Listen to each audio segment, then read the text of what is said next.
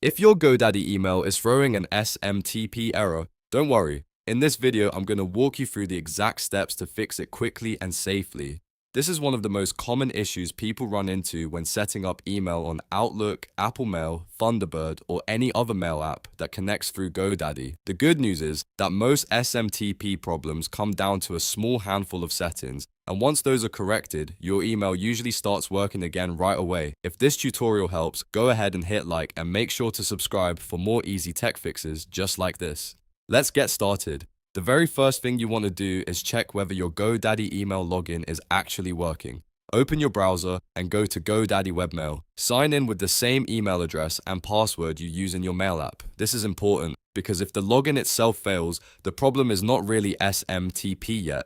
It could be a password issue, an account issue, or a mailbox issue. If you can log in successfully, that tells you the account is active and your credentials are correct. If you cannot log in, fix that first before touching the SMTP settings. Once you've confirmed that your GoDaddy email works in Webmail, the next step is to verify your SMTP settings. This is where a lot of people make small mistakes that cause the error. For GoDaddy, the SMTP server should be smtp out.secureserver.net. Make sure it is typed exactly right, with no extra spaces, no missing letters, and no additional prefixes. Even a small typo here can prevent the app from connecting. Next, check the port number. GoDaddy commonly uses port 465 with SSL or port 587 with TLS. If one port gives you an error, try the other one. Some mail apps work better with 465, while others prefer 587. The key is to match the encryption type with the port you choose. If you use port 465, SSL should be enabled. If you use port 587, TLS should be enabled. Mixing these up can trigger authentication or connection errors. Now look at the username field. For GoDaddy, the username should be your full email address, not just the part before the @ symbol. So instead of only typing your name, enter the complete address, like yourname@yourdomain.com.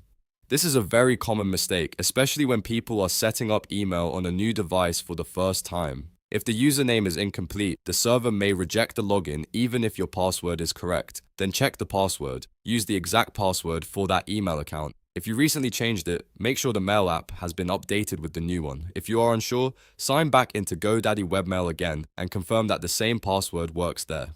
If Webmail works but your app does not, that almost always means the app is storing old credentials. After that, make sure SSL or TLS is enabled in your mail app.